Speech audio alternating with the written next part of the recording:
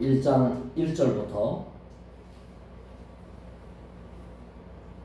11절까지인데 우선 7절까지 먼저 공부하도록 하겠습니다. 빌립보서 1장 1절부터 7절까지 교독하도록 하겠습니다. 그리스도 예수의 종 바울과 디모데는 그리스도 예수 안에서 빌립보에 사는 모든 성도와 또한 감독들과 집사들에게 편지하노니 하나님 우리 아버지와 주 예수 그리스도로부터 은혜와 평강이 너희에게 있을지어다. 내가 너희를 생각할 때마다 나의 하나님께 감사하며 간구할 때마다 너희 우리를 위하여 누구로 항상 감사하고 너희가 첫날부터 이제까지 복음을 위한 일에 참여하고 있기 때문이라. 너희 안에서 착한 일을 시작하신 이가 그리스도 예수의 날까지 이루실 줄을 우리는 확신합니다. 같이 내가 너희 무리를 위하여 이와 같이 생각하는 것이 마땅하니 이는 너희가 내 마음에 있음이며 나의 매임과 복음을 변명함과 확정함에 너희가 다 나와 함께 은혜에 참여한 자가 됨이라. 아멘. 바울 시대 때에는 종은 거의 노예와 같았죠. 아무런 권리가 없는데요. 바울은 자신을 그리스도의 종이라고 소개를 합니다. 이것은 매우 중요한 건데 오늘의 주제는 하나님의 일에 참여하는 것에 대하여서 바울이 격려하고 있습니다. 하나님의 일에 어떻게 참여할 것인가? 바울은 두 가지로 말해요. 첫째는 하나님의 종이 되는 것이다. 이 말은 전 생애를 하나님께 완전히 바친다, 이런 의미입니다. 하나님의 일에 참여하기 위해서 우리는 이런 기본적인 자세가 필요하죠. 매우 어려운 일입니다. 하지만 불가능한 일도 아닙니다. 또 하나 하나님의 일에 참여할 수 있는 두 번째 방법은 하나님의 일에 동참하는 거다. 동참하는 거다. 빌립보 교인들은 그 동참의 방법으로 바울 사도에 필요한 경비와 바울이 요구한 모든 부분에 경제적으로 헌금으로 참여하는 방식을 선택했습니다. 사도는 이 부분에 대해서 감사를 늘 갖고 있으면서 이제 하나님에게 이들을 위해서 기도해주고 있다, 이렇게 말하고 있는 것입니다. 이와 같은 빌립보 교회 성도들이 하나님의 일에 참여하는 것은 매우 중요한 일입니다.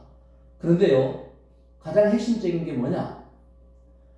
복음 전파는 언제나 주체자, 주도자는 하나님이십니다. 하나님께서 복음 전파에 계획을 가지시고 방향을 잡으시고 사람을 택하십니다. 그리고 쓰셔서 복음이 증거되고 결실이 일어나도록 도우시는 겁니다. 그 일에 빌립보 성도들이 선택받아 하나님의 일에 참여하는 이 두 가지 방식, 종으로서 참여하는 방식, 또 동참함으로써 함께하는 방식, 이 두 가지로 하나님의 일을 이루십니다. 그래서 사도는 이 일에 대해서 무척 기쁘다고 말하면서 하나님의 일을 할 수 있는 참여자가 됨에 대해서 격려해주고 있는 것입니다. 우리에게 하나님이 요구하시는 내용은 감사와 기쁨으로 성도들을 위해서 기도했던 바울 사도의 그 벅찬 심정이 그리스도의 심장이라는 것입니다. 그리스도의 심장, 예수님의 기뻐하심, 격려하심, 빌립보 성도들이 종의 자세와 같이 또 자기들의 상황 속에서 할 수 있는 역할을 감당함으로써 동참함으로써 하나님의 일에 참여자가 되어졌다. 이 일은 예수의 가슴을 뛰게 하신다. 그 증거가 복음을 든 자의 가슴이 그로 인하여 설레고 뛰었다. 기쁘고 감사했다. 누군가가 하나님의 일을 하는 나를 향하여서 이와 같은 동역을 하겠다고 한다면 어떤 사람이든 가슴 뛰지 않을 사람 없죠. 어떤 사람이든 흥분되고 감사하지 않을 사람, 기뻐하지 않을 사람이 없죠. 우리는 주님에게 있어서 그와 같아야 되고 하나님의 일을 사랑하는 사람에게 있어서 빌립보 성도들의 자세와 같이 그리스도의 심장을 공유하며 함께 나아가야 될 줄을 믿습니다. 그 다음에 8절부터 11절까지 한번 읽어봅시다. 내가 예수 그리스도의 심장으로 너희 무리를 얼마나 사모하는지 하나님이 내 증인이시니라. 9절 내가 기도하노라 너희 사랑을 지식과 모든 능력으로 점점 더 풍성하게 하사 너희로 지극히 선한 것을 분별하여 또 진실하여 허물 없이 그리스도의 날까지 이루고 예수 그리스도로 말미암아 의의 열매가 가득하여 하나님의 영광과 찬송이 되기를 원하노라. 아멘. 이제 예수 심장으로 바울이 기도하기 시작합니다. 첫째 무엇을 기도하느냐? 9절이 나와 있어요. 성도들의 사랑이 단지 감성적인 사랑으로 표출되지 않고 그 사랑이 하나님의 말씀으로 풍성하게 만들어진 사랑. 그래서 여기 보면 플러스 지식이죠. 하나님 사랑 플러스 지식. 그리고 여기 보면 모든 총명으로 사랑에 맹목적이지 않죠. 우둔해지고 눈이 가려지고 방향을 잃어버리고 난 네가 하는 거니까 무조건 좋아가 아니라 말씀의 분별력의 지식과 그것에 대해서 밝게 하는 총명, 이 멋진 이 어둠을 밝히는 헤드라이트를 가진 것 같은 사랑이에요. 그러니까 사랑을 함으로 길이 더 밝아졌다는 뜻이에요. 지식이 더 깊어졌다는 뜻이에요. 그런 사랑으로 바울 사도는 여기 보면 9절에서 너희 사랑이 그렇게 점점 풍성해지기를 원한다. 무슨 얘기냐면 예수 사랑했기 때문에 하나님의 일에 동참했던 거야. 예수 사랑하지 않는 사람은 종으로 헌신할 수 없는 거야. 하나님 사랑하니까 종이 됐지. 종으로 자원하지. 하나님 사랑하니까 내가 할 수 있는 방식에 동참을 함으로써 하나님의 사역에 함께하는 자가 되어지는 것이고 하나님의 계획하심만 복음 전파에 하나님의 계획하심이 그렇게 유효하게 되는 거다. 멋지죠? 그리고 두 번째 기도는 뭐예요? 이제 10절이 나오죠. 지극히 선한 것에 대한 분별력하고 진실함과 허물이 없이 그리스도의 날까지 이른다. 성도들이 분별력을 가졌기 때문에 그 분별은 진실과 같이 가는 거죠. 진실이 사라지면 분별은 꺾입니다. 분별이 되는 것이 아니고 우둔해지죠. 이 진실은 믿음의 성격이에요. 믿음은 진실함에서 표현이 되는 것입니다. 그리고 허물 없이 그리스도의 날까지 이루고, 이 말은 언제나 주님 앞에서 당당하고 떳떳한 태도가 유지된다는 걸 말하는 겁니다.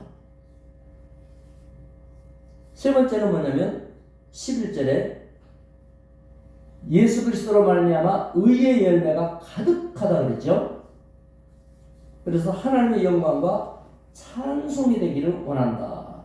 그리스도인으로 인해서 나로 인하여 의의 열매가 자꾸 나타나고, 그래서 많은 사람들의 구원의 풍성함이 더 누려지는, 즉 내가 소중한 존재로서 역할에 나가기 시작하는 거죠. 바울 사도는 이와 같이 아름다운 것을 말했어요. 결론적으로 말하면 복음의 성공적인 아름다운 역사가 빌립보 교회에 나타났죠. 교회가 세워지고 교회들이 살아 움직였단 말이에요. 지글러라고 하는 분은 이렇게 말했어요. 성공이라는 게 뭐냐? 성공은 실력이 아니라 태도다 그랬어요. 높이뛰기 선수는 튼튼하고 건강한 근육이 있어서 높이뛰는 게 아니고 그런 근육을 가졌다고 해서 높이뛰는 게 아니라는 거예요. 꾸준히 늘 언제나 쉬지 않고 달리고 뛰고 있어야 높이뛸 수 있다는 거예요. 한마디로 말하면 성공이란 결과가 아니고 태도라는 거예요. 자세라는 거예요. 어떤 자세로 살아가느냐. 복음의 역사는 하나님의 계획입니다. 사람을 찾는 것도 하나님의 뜻이고 일을 하시는 것도 하나님의 뜻입니다. 너희 속에 착한 일을 두고 역사하시는 하나님. 그렇기 때문에 그 결과가 얼마나 나왔느냐 이걸로 우리는 성공 판단을 하지 않습니다. 그 태도로 판단합니다. 주님을 위하여 우리는 빌립보 교인들과 같은 태도를 갖고 살아가는가. 이것이 바로 성공입니다. 얼마만큼 결실을 맺는가. 그것은 우리의 관여할 바가 아니고 하나님이 주시는 열매에 해당되는 것입니다. 한마디로 말해서 평소 태도가 좋아야 리더가 될 수 있습니다. 리더라는 지도자가 된다는 것을 결실로 똑 따가지고 지도자가 되는 그것은 복음적이지 않습니다. 리더는 결과적으로 쭉 그렇게 살다 보니까 그 자리에 가 있어야 그게 리더입니다. 말투가 좋은 사람이 공동체를 이끄는 것입니다. 신앙의 모습이 아름다운 사람이 많은 사람의 존귀한 자로 쓰임받도록 되어지는 것입니다. 성결교회에 있는 자녀들도 실력보다 더 중요한 게 뭐냐면 태도입니다. 몇 점 맞았냐가 중요한 게 아니죠. 몇 점 맞았느냐보다 더 중요한 것은 그날의 일을 해나가고 숙제도 자기가 알아서 하고 단어도 알아서 챙기고 그 태도가 있으면 점수가 많이 안 나와도 괜찮습니다. 그 아이는 이미 성공의 길을 걸어가고 있기 때문에 그렇습니다. 말씀이 우리를 비추고 있을 때 우리는 말씀에 비춰서 꼬여있지 않는가를 따져봐야 됩니다. 뱀에 꼬인 말 한마디는 상대도 꼬이게 하죠. 은혜스러운 말 한마디는 상대를 풀어주게 합니다. 우리의 표정 하나가 상대에게 안도감을 줍니다. 우리 표정 하나가 다른 사람에게 긴장을 유발하고 평화를 해칩니다. 그리스도에는 그와 같이 영권이 있습니다. 불신자도 있겠는데 성령의 사람이 오죽하겠습니까? 우리는 예수 그리스도의 심장이 뛰고 있음을 표정과 태도를 통하여 드러냅니다. 오늘도 바울 사도는 우리에게 말합니다. 빌립보 성도들은 일상의 자세가, 신앙의 태도 자체가, 그들이 가진 마음 중심 자체가 늘 아름답고 하나님이 기뻐할 만하다. 그것을 바라보는 사도로서는 예수 심장이 펄떡거리고 감격이 충만하다. 우리 교회가 그랬으면 좋겠습니다. 우리 모두가 이와 같이 예수 심장으로 뜨거워지고 간절해지고 아름다워졌으면 좋겠습니다. 우리는 거짓도 있고 음흉함도 있고 어리석음도 늘 섞여 있는 인생이지만 예수가 우리 안에 계심으로 우리의 자세와 태도가 교정이 되고 말씀에 비추어서 이렇게 틀을 맞춰가는 그런 기능을 갖고 있습니다. 오늘 또 성령께서 여러분을 일상의 자세 하나로서 영광 받으시고 삶의 태도로서 여러분 자신이 성공적인 삶을 살고 있다, 이렇게 하나님을 기쁘게 하고 신앙의 격려자들을 기쁘게 하는 날이 될 수 있기를 축원합니다. 기도하겠습니다. 하나님 아버지 감사합니다. 예수 그리스도의 은혜로서 그리스도의 심장을 가진 사람으로서 오늘 또 살아가게 하여 주옵소서. 날마다 늘 지속적으로 우리가 관심이나 기도나 또는 행동이 살아있을 때 교회는 부흥하며 성도는 번성하고 개인은 행복해집니다. 오늘 또 그와 같은 사람이 되어서 주가 쓰시는 자가 되게 하여 주시옵소서. 방황을 끝내고 하나님 앞에 온전히 서는 모두가 되게 하여 주시옵소서. 예수님의 이름으로 기도드리옵나이다. 아멘. 각자